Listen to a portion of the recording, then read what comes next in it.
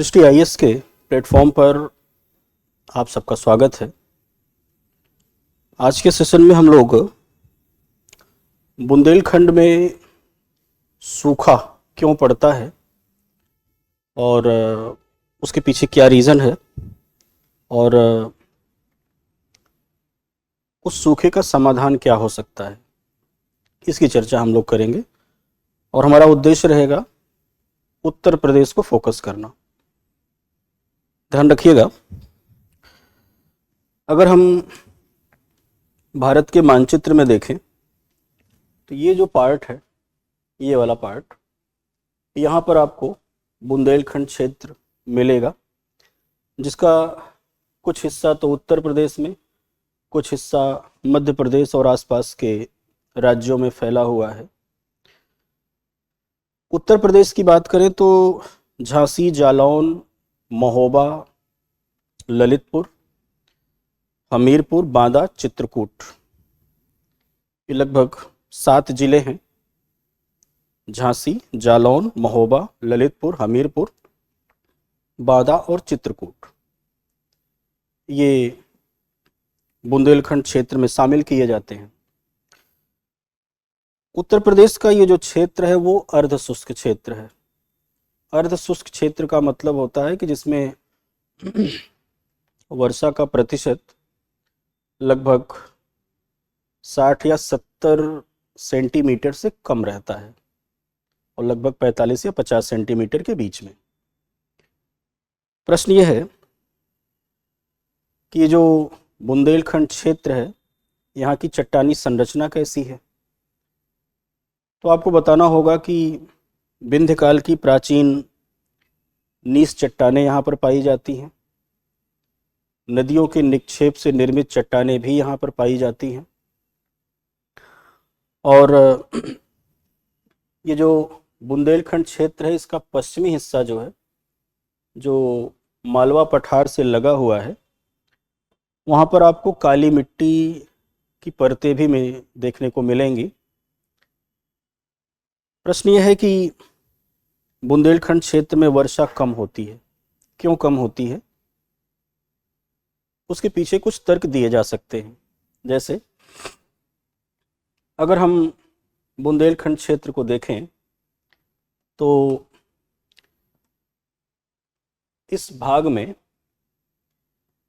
एक तो अरब मानसून की शाखा भी, अरब सागर की मानसून की शाखा भी आसानी से नहीं पहुंच पा रही है।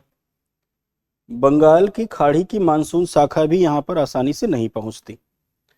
वर्तमान समय में जो मानसूनी हवाओं की जो नवीन प्रवृत्ति है वो ये है कि नीलगिरी और इन दक्षिण की पहाड़ियों से टकराने के बाद मानसून की 2 शाखाएं हो जाती हैं,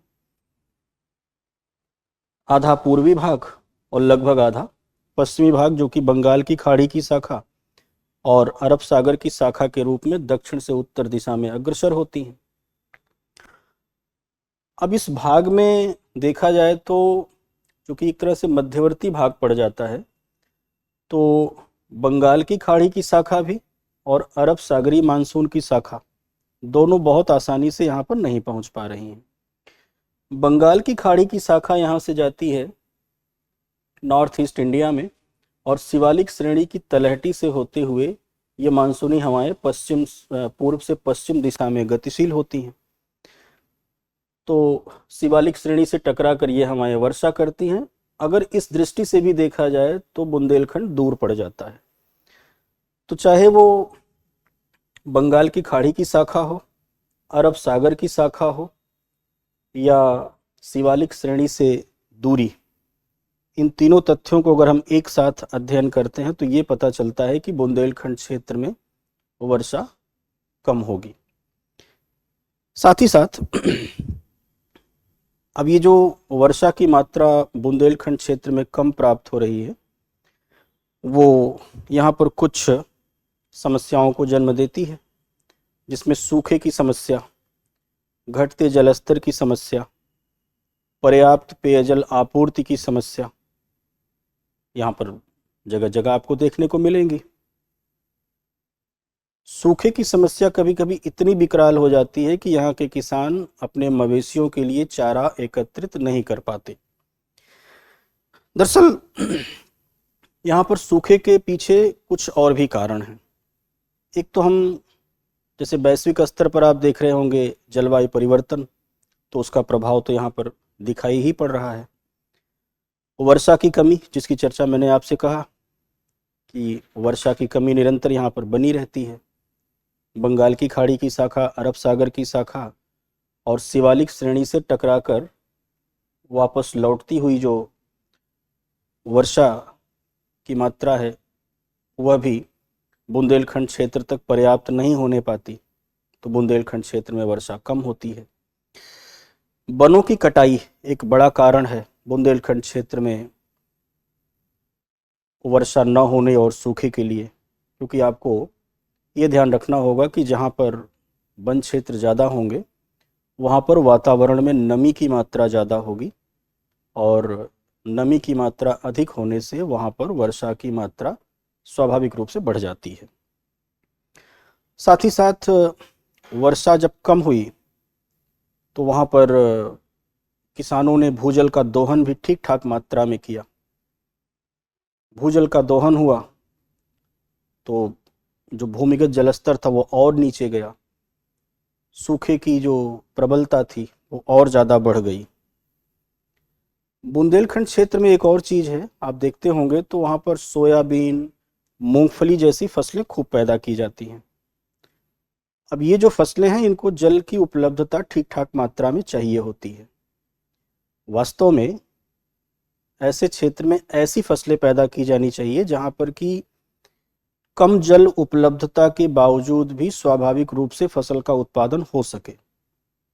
लेकिन बुंदेलखंड क्षेत्र में किसानों की प्रवृत्ति जो अब तक रही है वो अधिक जल खपत वाली फसलों की खेती वो ज़्यादा की है और इस वजह से भी वहाँ पर भूमिगत जलस्तर में गिरावट आई और कहीं न कहीं फिर सूखे का जो संकट था वो और अधिक गहराता चला गया।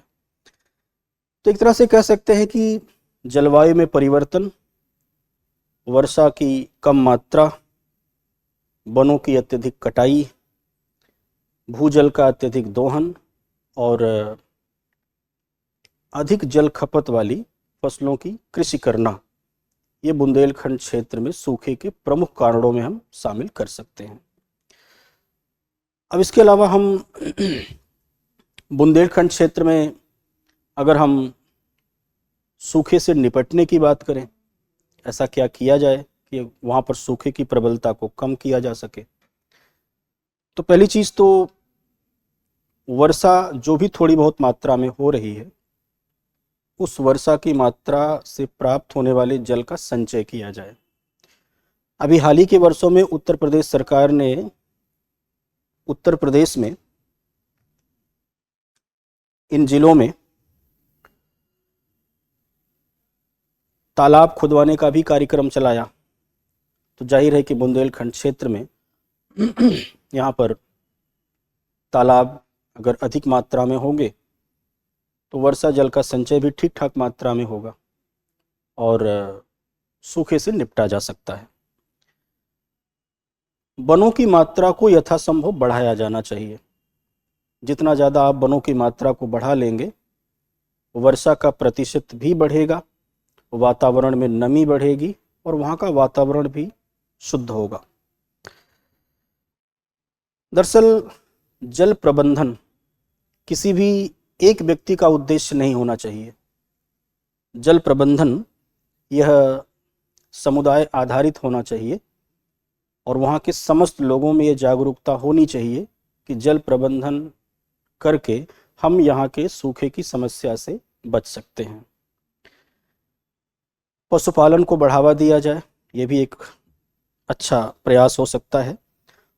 और साथ ही साथ एक और चीज़ ध्यान रखना है, कई बार ऐसा होता है कि जब कोई क्षेत्र दो राज्यों की सीमाओं पर होता है तो कई बार वो सरकारी योजनाओं से अछूता रह जाता है।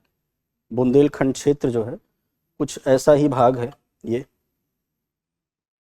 तो हम ये कह सकते हैं कि बुंदेलखंड क्षेत्र उत्तर प्रदेश और मध्य प्रदेश इनकी सम्मिलित सीमाओं पर स्थित है। तो यहाँ पर ये प्रयास किया जाना चाहिए कि जो भी सरकारी योजनाएं लागू की जाएं, बुंदेलखंड क्षेत्र में, अगर मैं उत्तर प्रदेश की बात करूं तो झांसी, जालौन, महोबा, ललितपुर, हमीरपुर, बांदा, चित्रकूट, ये जो 6 से 7 जिले हैं जो मुख्य रूप से उत्तर प्रदेश के बुंदेलखंड क्षेत्र में स्थित जिले माने जाते हैं, यहाँ पर सरकारी योजनाओं का ठीक ठाक अगर क्रियान्वयन किया जाए तो हम सूखे के आसन्न संकट से हम निपट सकते हैं। मानसूनी वर्षा पर निर्भरता ये खतरनाक हो सकती है, क्योंकि भारत में मानसूनी वर्षा ये अनियमित भी होती है, अनिश्चित भी होती है, निरंतरता नहीं रहती है। तो इसमें सरकारी स्तर पर, गैर सरकारी स्तर पर और व्यक्तिगत स्तर पर भी अगर कुछ हो सके तो यहाँ पर लोगों को सूखे से निपटने के लिए प्रयास करने चाहिए, जिससे यहाँ पर हम फसल का उत्पादन भी कर सकेंगे और यहाँ के जनमानस के जीवन को हम और अधिक खुशहाल बना पाएंगे। Thank you. अब एग्जाम की तैयारी को और बेहतर करने के लिए हमारे चैनल को लाइक, शेयर और सब्सक्राइब करना ना भूलें।